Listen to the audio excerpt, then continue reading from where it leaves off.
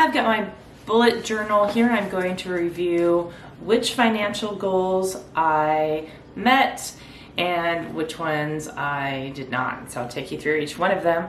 My 2025, financially speaking, was kind of like a walk in the park, only as you're walking in the park, you decide to sit on a bench for a while, and then you walk a little further and decide to play on the play structure for a while.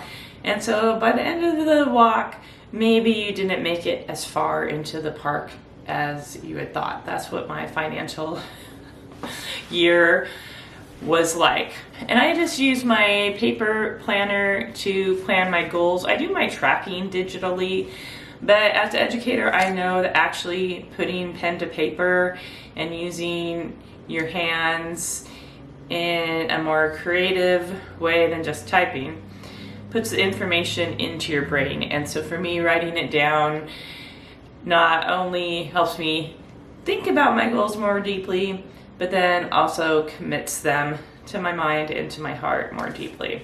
So my first goal was to save $525 into my simple IRA that's connected to my business to pay myself and match myself a bit in my investments. I did not actually meet that goal, which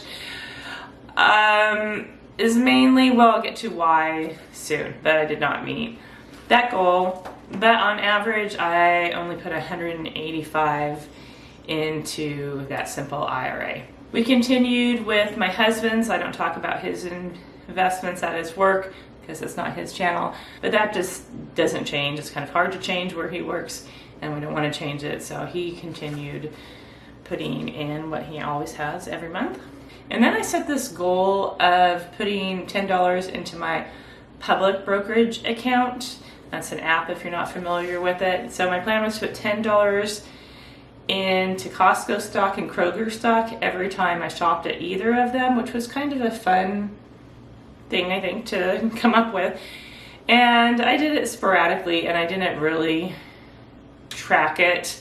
So I would say I did not meet that goal. However, I did end up putting quite a bit of money, relatively speaking, into my public account, and that's one of the reasons I didn't put as much into my simple IRA. My public account on average was $350 a month. We have an automatic plan there where it's $100 a month to buy 4 different stocks, but then we also made some larger purchases in public this year, so it was on average $350 a month. I have a video about my money rule, and so one of my goals was just to follow that money rule, 50% into get busy living or get busy dying, 25% into investing, and 25% into paying off my car loan sooner than it has to be. And that's my money rule for extra money. And I did follow that money rule all year. Excuse me, if you're still watching this video, would you please hit the like button and go ahead and subscribe if you want to follow me as I try to live my rich life and retire at age 56. My goal is to have 2 no-spend months. I wrote down January and November, and January I basically quit after the first time I broke my no spending rules. But in November, and I have a playlist about that you can check out, I did meet that goal, and part of the reasons is my attitude and just how I structured it. So November I was successful, so I have met that goal. I did one of the 2 no spend months that I had said I would do. And then I am self-employed. I run a childcare, and so there's not a lot of opportunity for extra income. The tuition is just set. So I set a goal of how much tuition I need to increase to still be able to pay myself a reasonable wage as a toddler teacher. And so I did meet my goal of how much I promised I would pay myself last year, and that does not always happen. So that's kind of my to-do list, part of my goals.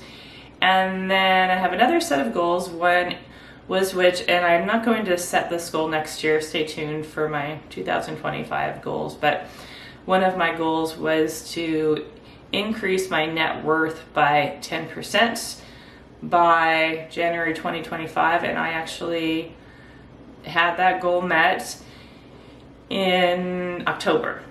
Another goal was to reduce my car loan to $5,000 remaining by January of 2025, and I am $15 short on December 13th, so I will make that extra $15 payment, so that'll meet my goal before January 1st. So met that goal as well.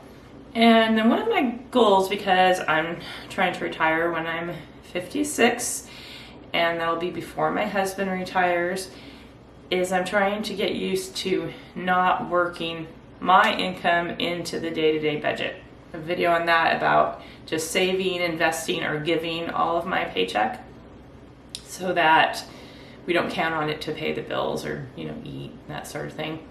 And so I did set that as a goal at the beginning of the year. I got sidetracked a bit. I did manage to do that 3 of the 12 months. And part of that is because there were some unexpected opportunities to help others, and that ran into the thousands of dollars. And so that is partially why I'm more distracted, like, oh, did that happen?